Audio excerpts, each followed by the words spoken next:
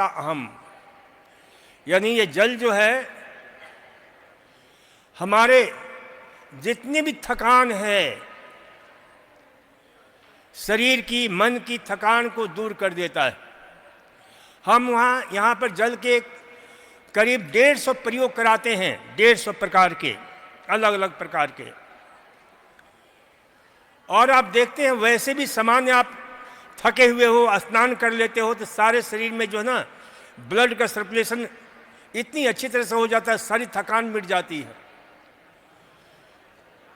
तो श्रमनाशनम क्लेमहरम, जितने भी दुख हैं, जितनी भी पीड़ाएं हैं, कि जितने भी, उन सब का जो है नाश हो जाता है, हर लेता है ये पानी। मूर्छा, किसी को मूर्छा आती है तो पहला काम क्या करते हो ट्रेडिशनल, तुरंत पानी की छींटे डालते हो चेहरे पर और उससे मूर्छा दूर हो जाती है।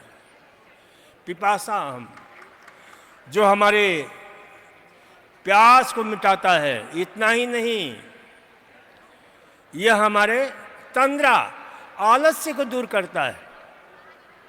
सर्दी, वमन, डिहाइड्रेशन, उसको ये खत्म करता है।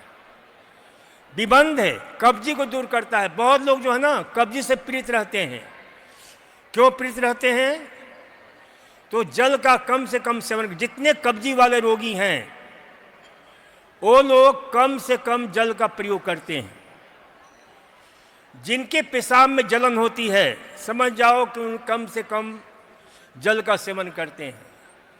जिनके गुर्दे में पथरी बनती है, गॉल ब्लैडर में पथरी बनती है, इसका अर्थ है कि वो जल का सेवन नहीं करते हैं अच्छी तरह से।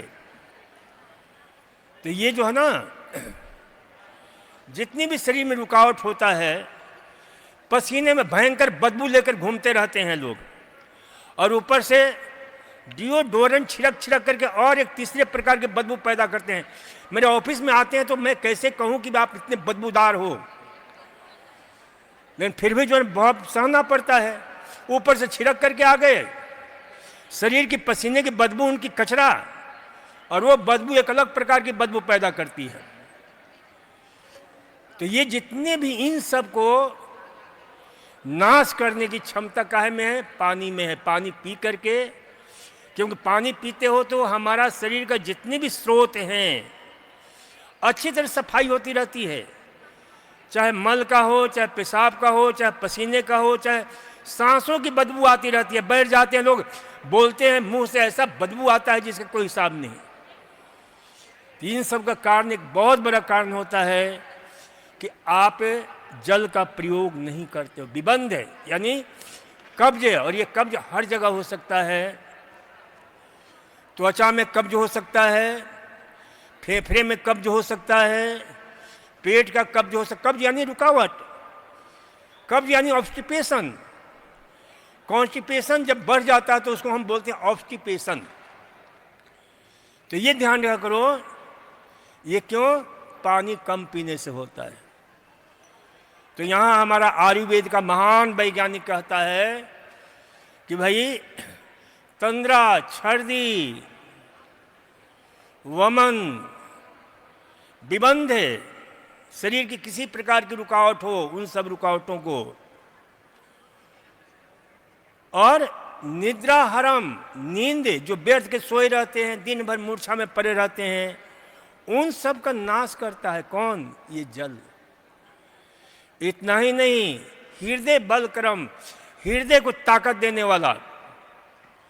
हमने कई बार कहा है कि देखो, सुनो ध्यान से, कान खोल करके, सुबह 6 से 8 बजे का समय बहुत क्रिटिकल समय होता है।